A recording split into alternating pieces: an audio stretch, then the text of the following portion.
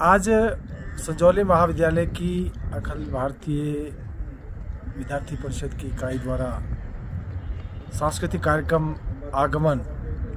इसका आयोजन किया गया और मुझे उसमें हिस्सा लेने का मौका मिला। जिस प्रकार से आज युवा शक्ति जो कि हमारे देश की धरोहर है, जब करीब 65% आबादी आज युवाओं की है और आज युवाओं को आगे ले जाने के लिए हमारे प्रधानमंत्री जी निरंतर प्रयास कर रहे हैं। युवा किस प्रकार से स्वावलंबी बने, उसके लिए अनेकों योजनाएं शुरू की गई हैं। स्टार्टअप इंडिया से लेकर stand up India, make in India और अब प्रधानमंत्री विश्वकर्मा योजना के माध्यम से ये प्रयास किया जा रहा है कि किस प्रकार से युवा स्वावलंबी बने और युवा आगे आए और जो लक्ष्य 2047 में इस देश को विकसित राष्ट्र बनाना है उस दिशा में हम आगे बढ़ सकें। बाकी जहाँ तक मेरे संसदीय क्षेत्र की बात है, लगभग 5 वर्ष का कार्यकाल पूर्ण हो गया है और इन 5 वर्षों में हमारा प्रयास रहा है सांसद के नाते मेरे संसदीय क्षेत्र में लगभग 15,000 करोड़ से ज़्यादा की योजनाएं केंद्र के द्वारा स्वीकृत की गई हैं। मुझे इस बात की खुशी है कि मैंने जो भी प्रयास किए उसका जो है बहुत सुखद उसके रिजल्ट्स आए और उसका ही नतीजा है कि 15,000 करोड़ से ज़्यादा की जो योजनाएं हैं, जिसमें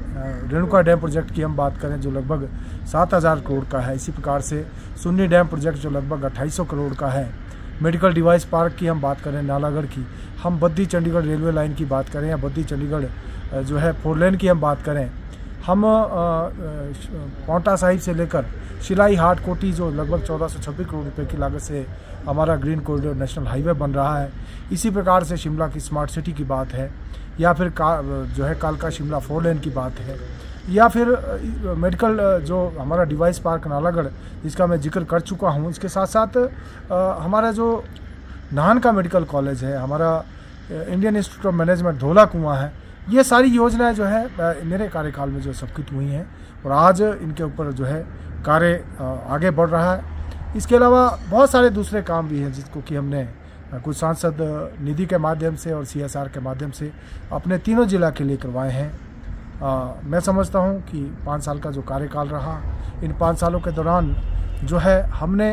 तीनों जिला में और जो मेरे 17 के 17 विधानसभा क्षेत्र हैं वहाँ पर सांसद निधि के माध्यम से भी प्रयास किया, जबकि कोविड के कारण लगभग 2.5 वर्षों तक सांसद निधि नहीं मिल पाई क्योंकि उस समय सारी सांसद निधि हमने कोविड के लिए दे दी थी। इसके बावजूद भी हमारा प्रयास रहा कि जितना भी संभव हो सका और ज़्यादा से ज़्यादा पंचायतों को हमने कवर करने का प्रयास किया। हो सकता है कुछ पंचायतें इसमें छूट गई हैं जिनको कि आने वाले समय में हम एमपी देंगे और कुछ पंचायतें ऐसी हैं जहां जितनी डिमांड थी उतना नहीं दे पाए, लेकिन फिर भी यह प्रयास किया गया कि सभी जगह थोड़ी थोड़ी राशि जो है दी जाए ताकि जो विकास के काम इन पंचायतों को हम कर सकें। भविष्य में भी हमारा प्रयास रहेगा कि जो पंचायतें छूटी हैं आने वाले समय में उसमें सांसद निधि के माध्यम से और काम हम कर सकें। केंद्र सरकार ने 90:10 की रेशियो में पैसे स्वीकृत करे है, उस पर क्या बोले? मैं धन्यवाद करना चाहूँगा माननीय मोदी जी का। हमने देखा यूपीए का समय जब जो स्पेशल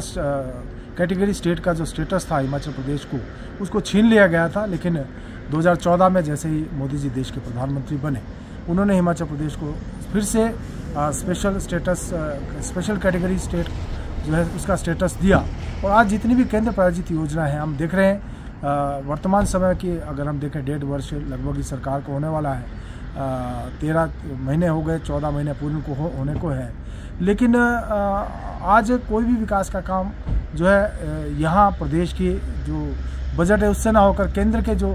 90:10 की रेशो में जो बजट मिल रहा है वही सारे प्रोजेक्ट चल रहे हैं। तो मैं समझता हूँ हिमाचल प्रदेश के लिए तो बहुत बड़ी सौगात है कि आज जो है जितनी भी परियोजनाएं हैं, चाहे सड़कें हैं, चाहे पीने के पानी की हैं या दूसरी जितनी भी बड़ी योजनाएं हैं, जो भी परियोजनाएं आज हिमाचल प्रदेश में कार्यान्वित हो रही हैं वो 90:10 की रेशो में हो रही हैं। माननीय प्रधानमंत्री जी का जो लगाव हिमाचल प्रदेश से है उसी का नतीजा है कि हिमाचल प्रदेश को एक विशेष राज्य का दर्जा मिला है।